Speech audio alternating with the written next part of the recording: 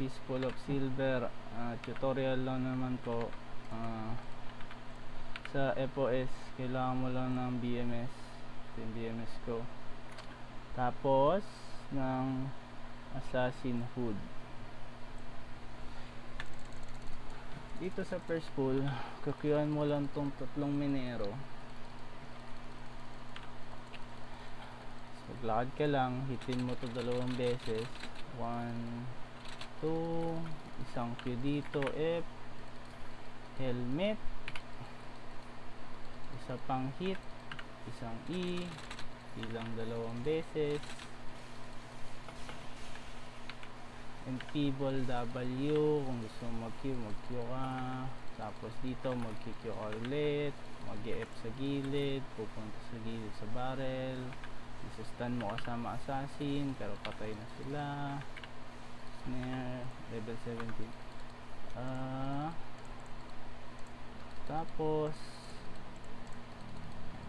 kung kaya mo itong maabot, pero hindi ako aabot, so wala na tayo magagawa. Hintay na natin bumalik. Dito sa method ko, pagka snare mo, hihintay mong 5 seconds na lang yung snare. So body pull, snare, pindot sa assassin, tapos tignan mo lang yung assassin. 5 seconds na lang ba? Ayan, 5 na. Q dito. Kasi hintay mo naman yung mga minero makalapit sa'yo. Tapos Q ulit, iframe, helmet, isang malupit na E, isang Q, pataas dito, Enfeeble snare para maganda yung clamp, lapit sa barrel para maagro yung mga natitira, QF, tapos stun mo na lang kasama yung assassin, ang malupit na E, tapos skip na pagkatapos.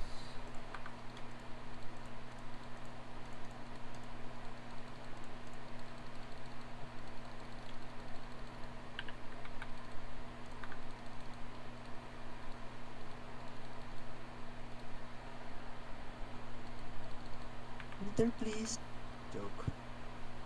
Dito pwede kang magpalit ng Assassin Hood habang nagsiskip ka, para pagdating mo dun sa skip mo, pwede ka na mag Assassin Hood.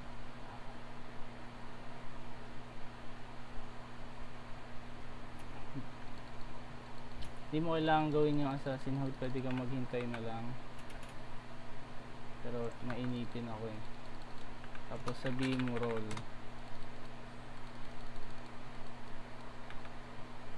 Ay, hindi mo rin kailangan sabihin roll.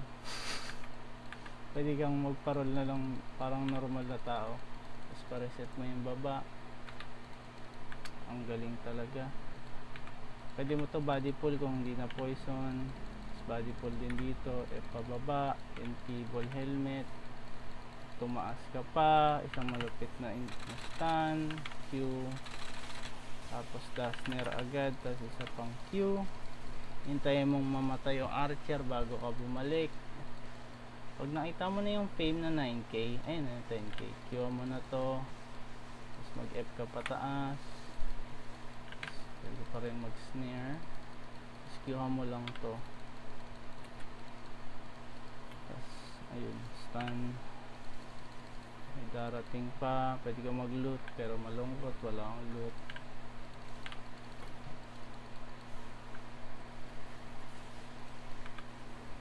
Stay. Sorry po. Tapos eto, isi-snare mo lang tong Fatboy. Snare sa gilid para di ka ma-hit. Tapos Tokyo mo na. Pinatay na nila. Tapos etong minero na to, poison mo yan. Ayun na, poison. F pataas. Enfeeble, helmet pabalik. Hit E. Hit uli, 3 stacks, 4 stacks W, Q isa pa, lalapit ka sa chest, hindi, ano yung paskilin mo pala muna, tapos lapit ka sa chest, tapos i-heal ka na ng healer mo dito. Pag nabasag mo na, snare mo tong Fatboy na to. dito mag-helmet ka papasok para di ka makatulog. Tapos enfeeble, hintayin mo magpatulog. Tapos stun. Ayun, tulog ako. Sleep tight.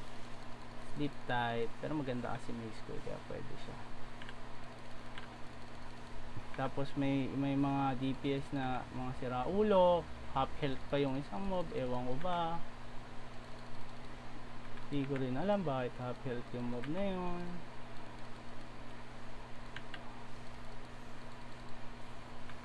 Dito na lupit talaga, pinris pa. Tapos helmet, helper susunod. Yan, paparesetin na lang natin. Hayaan nyo na yan. Dito magsisnare ka ng max range Q, F, tapos isa pang Q, isa pa, so tatlong Q yun. As dito hihintayin mo lang mawala yung snare. 3, 2, 1, 0. Ayan na, maglalakad na siya. Magkikyo ka dito, hellfire, pampapatayin ako ng healer ko. Ayun, nabuhay naman ako.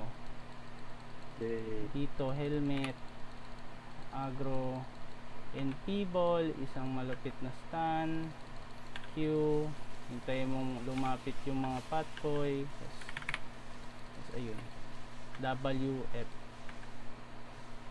Pwede ka pa mag-Q doon, pero alanganin kasi may archer sa gilid. Tapos sa next pull, pwede kang mag-hellfire, sticky o poison, pero for this demonstration, poison na lang muna. Medyo mahirap yung sticky. Tapos ang ginagawa nila ngayon, kinukuha nila yung chest sa baba. Pwede kang tumayo na lang doon, abot ko pa rin ng silver. Tapos may silver doon, hindi kinuha.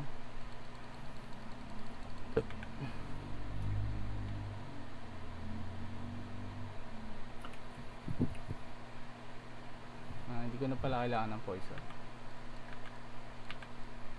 Ito, ang gagawin mo lang dito, pwede mong poison to, o kaya body pull mo na lang tulad ng ganun. Tapos F, W, tapos balik agad, helmet kapag na-hit ka na, enfeeble, tapos E, Q, 1, 2, 3, 4, 4 stacks Q, F pataas. Tapos dito naman mag-Q ka lang dito. Ayan, Q. Tapos i-heal ka ng healer mo. Hihintayin mo yung mga minero na nakuha mo. Tapos Q-han mo na yan dito. F, I-frame mo lang lahat. Tapos hintayin mo lang sila magpatulog. Magsiskill yan sa'yo. Pwede ka maglakad na lang.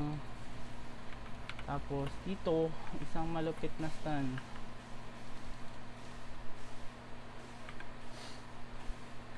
Dito FOS, ito yung reset.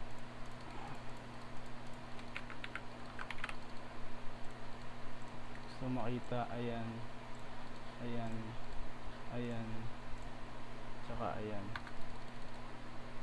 Dito sa umpisa hihitin mo lang yung boss, tapos W, hit, W, tignan mo yung forceful swing pag mawawala na, E, tapos F para mag cooldown. Tapos pag mawawala na yung E mo, pwede ka ulit mag E. Pag nakikita mo yung bar ng boss, kapag na yan, pag mag 80%,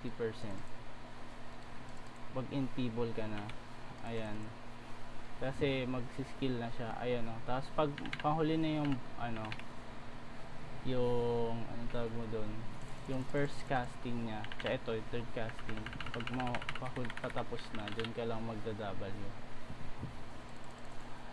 So ito, maglalabas siya ng fuel, enfeeble ka pagkatapos ng lumabas ng fuel. Tapos pag patapos na yung cast time, W.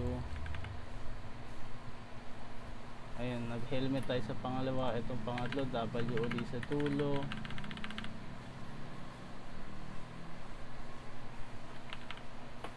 Tapos hihintay mo lumabas yung fuel. Ayan yung fuel. Pag sumabog na, NP ball. Tapos pwede ka mag-E. Tapos W pag patapos na. Helmet ulit. Tapos kapag W ulit pag patapos na, drop mo lang yung E mo every time na on siya. Lalabas yung fuel. Pag sumabog na, NP ball. Pwede ka mag-drop ng E. W mo, drop mo na pag patapos na yung cast. Tapos helmet. Tapos drop mo lang E mo uli, W uli kapag patapos na yung third cast. Ayan yung fifth cast. Pagkatapos ng fifth cast, mag-fuel si boss. Tapos NP ball pag sumabog na, drop lang ng E. Tapos pag matatapos na yung first cast, W, helmet. Pag may E ka uli, drop mo lang uli yung E mo, W uli pagpatapos na yung third cast. Ito na yung fifth cast ng boss. Pag fuel na si sir, galaw-galaw NP ball pagka sumabog na, drop ng E. W pagpatapos ng first cast, helmet. Second cast na tapos na, drop lang ng E. Pagpatapos third cast, W. Kung kalimutan mag-F pagkatapos ng third cast. Ito na ulit si boss, mag-fuel na ulit. NP ball pagkasabog, mag-E. Tapos W pagkatapos ng first cast, helmet. E kung meron, W, tapos sapatos.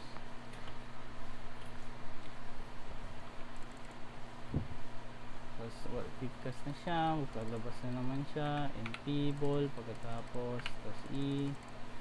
Natapos na yung first cast, W, helmet. Kung may E ka, mag-drop ka ulit ng E, W, boots. Basta yung W mo, every time patapos na yung first cast at third cast, dun mo lang siya gagamitin. Ayun si fuel, NP ball pagkatapos, drop ng E, W patapos ng first cast, helmet. Kung may E ka, drop mo lang uli E mo, W sa pagpatapos ng third cast, tsaka boots. Okay, yun na po yung FOS. God bless.